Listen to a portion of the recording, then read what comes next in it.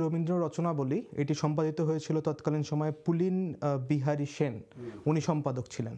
তো উনি যখন প্রথমে এটা সম্পাদনা করেন তখন এটা হচ্ছে স্বদেশ গান, স্বদেশের গান এই চ্যাপ্টারের আন্ডারে এসেছিল ভারতের জাতীয় সঙ্গীতটাও, বাংলাদেশের জাতীয় সঙ্গীত এখন যেটা সেটাও। তো এখন এখানেও বঙ্গের কথা বলা হচ্ছে, এখানেও বঙ্গের কথা বলা হচ্ছে এবং একই বইয়ের চ্যাপ্টারের মধ্যে আমি বলছি। তো আপনি দুটো বাংলাকে ডিভাইড করবেন কীভাবে, that is the first question. আমরা যখন স্কুলে পড়তাম তখন থেকে আমার মাথার মধ্যে প্রশ্নটা আসতো যে এটা কীভাবে আমাদের জাতীয় সঙ্গীত হয়। কারণ যদি আপনি স্পিরিট অফ ইন্ডিপেন্ডেন্স, যেটা মণি ভাই বললেন, স্পিরিট অফ ইন্ডিপেন্ডেন্সকে এই জাতীয় সঙ্গীতটা কখনোই রিপ্রেজেন্ট করে না। বঙ্গভঙ্গ হয়ে যে বাংলা তৈরি হয়েছিল, সৃষ্টি হয়েছিল, তারই একটি বড় পরিবর্তিত রূপ হলো আজকের বাংলাদেশ, যেটা আমরা স্বাধীনতা যুদ্ধের মাধ্যমে পেয়েছি।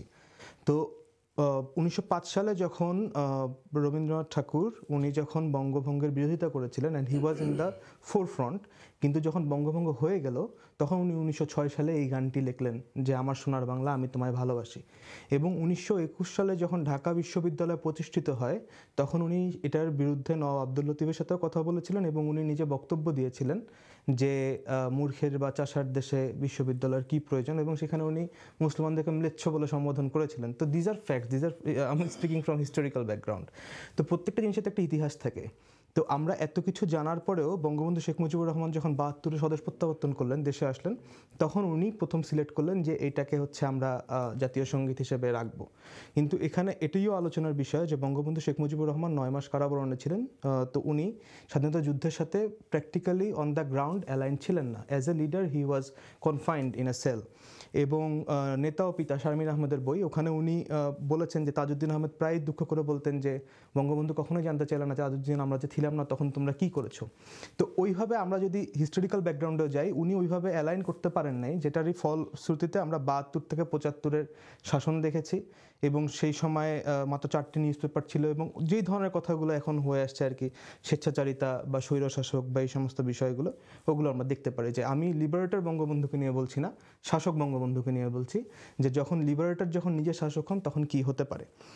জিয়াউর রহমান সাহেবের সময় এটিকে চেঞ্জ করার কথা এসেছিল এবং দুটি গানের কথা এসেছিল। একটা হচ্ছে ডিএল রায়ের ধনধান্যে পুষ্পবরা, আর একটা হচ্ছে যে প্রথম বাংলাদেশ আমার শেষ বাংলাদেশ। কিন্তু 81 সালে জিয়াউর রহমান নিহত হন, যার কারণে এই বিষয়টি আর সামনের দিকে আগায় না। এখন আমার মূল বক্তব্যটা হচ্ছে যে জাতীয় সঙ্গীতের কনসেপ্টটা হচ্ছে জাতিরাষ্ট্রের সাথে। এটা কিন্তু আমাদের জাতিরাষ্ট্র মানে হচ্ছে যে উনি যেটা বললেন যে বাঙালি জাতির কথা বলছেন, বাঙালি জাতি কোনো একক জাতি না। এখানে অস্ট্রিক আছে, নেগ্রিটো আছে, টার্কিশরা আছে, ককেশিয়ান ব্লাড আছে। তো এটি একটি সংকর জাত। আমি যে বাংলা ভাষায় কথা বলছি এটিও একটি সংকর জাত। এখানে 18% ভাষা এসেছে হচ্ছে আপনার ফার্সি এবং আরবি থেকে, এবং কিছু আছে সংস্কৃত। কিন্তু আজ কিন্তু আমরা সংস্কৃত ভাষায় কথা বলি না। বাংলার একটা প্রমিত শুদ্ধ উচ্চারণ আছে, একটি চলিত রূপ আছে, একটি সাধু রূপ আছে। তো জিনিসগুলো পরিবর্তনশীল। এখন যেহেতু আমরা হিস্টোরিক্যালি এমন একটি ট্রানজিশনাল স্টেজে আছি যখন আমরা দেশ এবং দেশের সাথে সম্পৃক্ত সকল গুরুত্বপূর্ণ বিষয়গুলো সংস্কার এবং পুনঃসংস্কারের কথা বলছি, আমার মনে হয় এই বিষয়টি ভেবে দেখা উচিত এই কারণ যদি বাংলা ভাগ হয়ে আরেকটি বাংলা হওয়ার যে বিরোধিতা করা হয়, সেই সময় রবীন্দ্রনাথ ঠাকুর কিন্তু হি ওয়াজ এ হার্ডকোর ন্যাশনালিস্ট। উনি ওই সময় পেপারে বিভিন্ন সময় লিখতেন, যেগুলো পরে পেঙ্গুইন পাবলিশার্স ন্যাশনালিজম রবীন্দ্রনাথ ঠাকুরের নাম দিয়ে একটি বই পাবলিশ করেছে। ওখানে এজরা পাউন্ড নামে একজন আমেরিকান পোয়েট আছেন। উনি বলেছিলেন যে রবীন্দ্রনাথ ঠাকুর হলেন কলোনিয়াল কসমোপলিটান।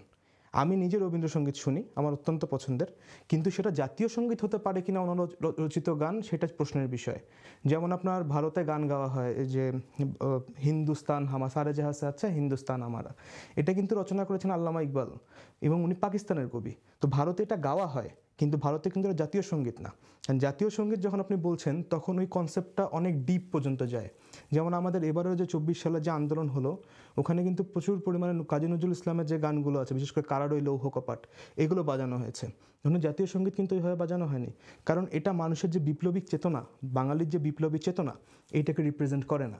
এবং রবীন্দ্রনাথ ঠাকুর ওনার ব্যক্তিগত জীবনেও যদি আমি না যাই, উনি জালিয়ানওয়ালাবাগ হত্যাকাণ্ডের পর ওনার নাইটহুড উপাধিটা ডিনাই করে দিয়েছিলেন ব্রিটিশ গভর্নমেন্টের অ্যাগেনস্টে। আদার দেন দ্যাট, যদি হিস্টোরিক্যালি দেখেন তাহলে he was a highly beneficiary from the Britishers as well.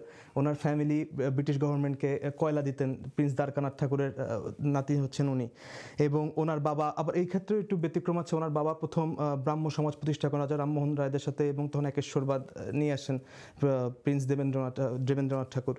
তো একটা হিস্টোরিক্যাল ব্যাকগ্রাউন্ড আছে। এখন আমি আমার দেশে আজকে ৫৫ বছরে দাঁড়িয়ে আমি ওই জাতীয় সঙ্গীতটাই গাবো কিনা যেটা আমার এই দেশটাকে একটা সময় স্বাধীন হওয়া থেকে বিরত করেছিল, সেটা আজকে আমাদেরকে অবশ্যই এটা প্রশ্নের ব্যাপার, এটা চিন্তা করার বিষয় এবং যুক্তিতর্কে যেদিকে যায়। কারণ আবেগ দিয়ে যেটাই হয়, আবেগটা কি ভলেটাইল, পরিবর্তনশীল, এবং আবেগ দিয়ে যেটাই হয় সেটা আলটিমেটলি খুব ভালো দিকে যায় না।